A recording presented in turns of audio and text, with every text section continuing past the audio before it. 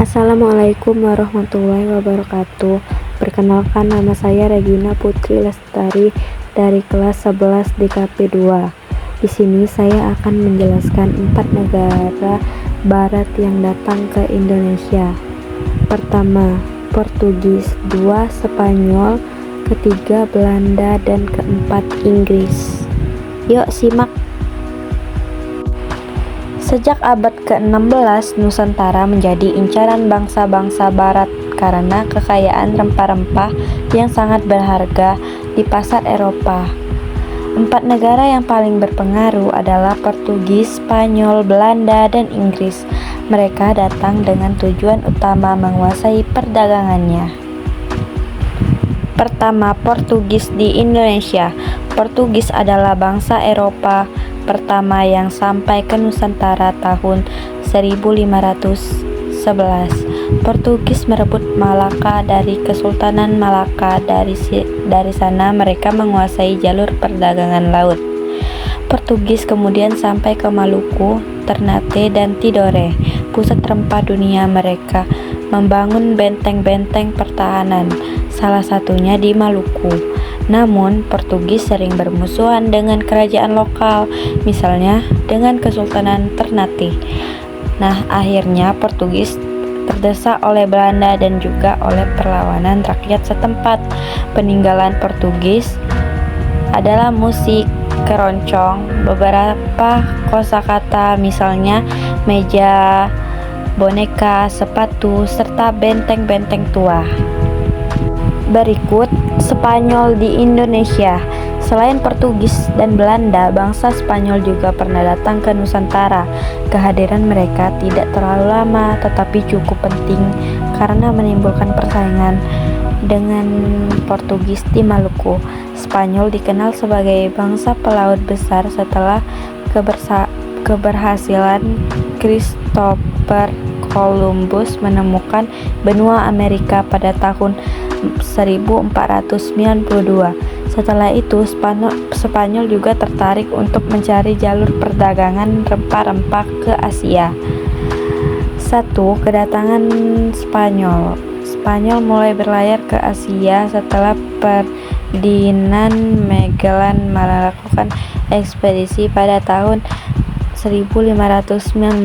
Tahun 1521, rombongan ekspedisi Magellan yang dipimpin Sebastian de Cano atau setelah Magellan meninggal di Filipina sampai ke Kepulauan Maluku. Nah, tujuan utama kedatangan Spanyol adalah mencari rempah-rempah seperti cengkih, pala, lada. 2. Mengembangkan jalur perdagangan sendiri. 3. Menyebarkan agamanya Katolik. Dampak kehadiran Spanyol di Indonesia. Meskipun singkat, kehadiran Spanyol membawa beberapa dampak. Berikut politik, menyebabkan konflik antara Ternate dan Tidore semakin tajam. Ekonomi, memperluas jalur perdagangan rempah Nusantara ke pasar dunia. Agama, memperkenalkan misi Katolik meskipun tidak sebesar Portugis.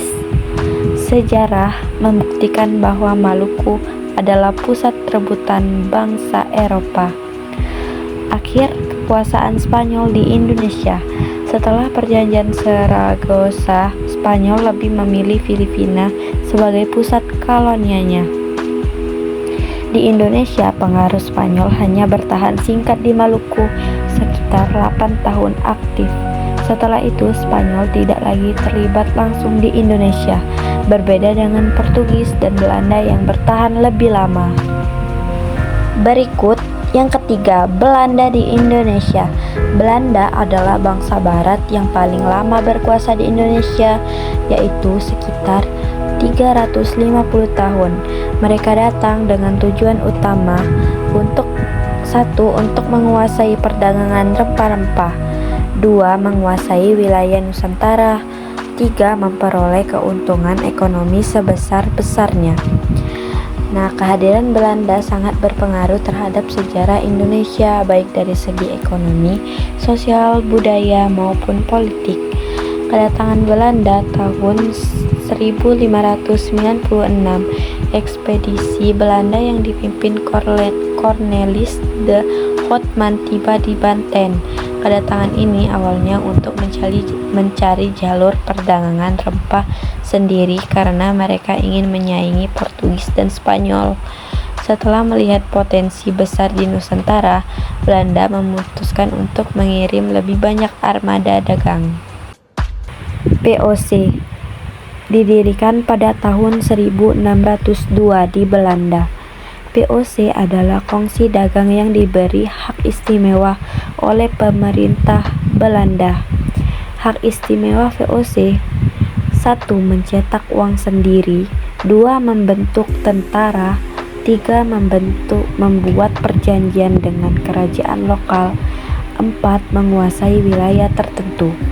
Tahun 1619, di bawah pimpinan Jan Pieterszoon Coen, VOC merebut Jayakarta dan menggantinya dengan nama Batavia sebagai pusat kekuasaan VOC di Asia. VOC melakukan politik monopoli rempah-rempah. Rakyat di pasar hanya menjual kepada VOC dengan harga rendah. Akibat korupsi dan utang, VOC bangkrut tahun 1799. Akhir kekuasaan Belanda tahun 1942. Belanda kalah dari Jepang dan harus menyerahkan Indonesia. Setelah Jepang kalah, Belanda sempat ingin kembali menguasai Indonesia. Namun setelah proklamasi 17 Agustus 1945 dan perjuangan rakyat Belanda, akhirnya mengakui kedaulatan Indonesia pada 27 Desember 1949. Selanjutnya, Inggris di Indonesia. Inggris mulai datang ke Asia pada awal abad ke-17. Tidak lama setelah Belanda, mereka membentuk EIC untuk berdagang rempah-rempah tahun 1604. Armada Inggris mulai masuk ke wilayah Indonesia bagian timur untuk mencari rempah. Namun karena kalah bersaing dengan VOC, Inggris lebih memilih mendirikan pos dagang di daerah yang tidak terlalu kuat pengaruh Belanda. 2 wilayah kekuasaan Inggris di Indonesia. Pertama, ada Bengkulu atau Sumatera. Inggris mendirikan pusat kekuasaan di Bengkulu sejak 1685. Di sini mereka membangun benteng Marlborough yang masih berdiri sampai sekarang. Bengkulu menjadi basis utama Inggris di Indonesia. Jawa 1811 sampai 1816. Pada masa perang Napoleon di Eropa, Belanda jatuh ke tangan Prancis. Inggris memanfaatkan situasi ini dan merebut Jawa pada 1811. Pemerintah Inggris di Jawa dipimpin oleh Thomas Stamford Raffles. Raffles adalah tokoh penting dalam sejarah Inggris di Indonesia. Selama berkuasa di Jawa 1811 sampai 1816, ia membuat beberapa kebijakan. 1. Sistem sewa tanah. 2. Menghapus kerja rodi atau kerja paksa. 3. Penelitian ilmiah. 4. Perdagangan bebas. Peninggalan Inggris di Indonesia. 1. Ada benteng Marlborough di Bengkulu.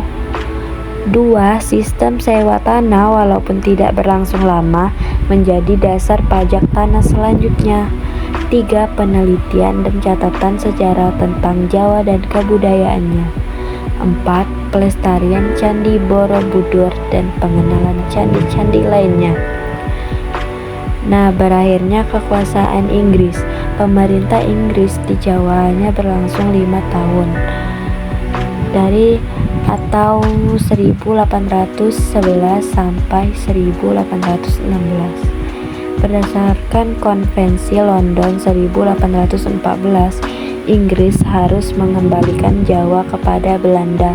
Sebagai gantinya, Inggris mendapatkan hak penuh atas Singapura dan Malaya, yang kemudian menjadi pusat perdagangan mereka di Asia Tenggara. Di Indonesia, Inggris hanya tetap bertahan di Bengkulu untuk sementara waktu sebelum akhirnya juga diserahkan kepada Belanda. Sekian penjelasan dari saya tentang 4 negara barat yang datang ke Indonesia. Kalau ada salah kata, saya mohon maaf. Wassalamualaikum warahmatullahi wabarakatuh.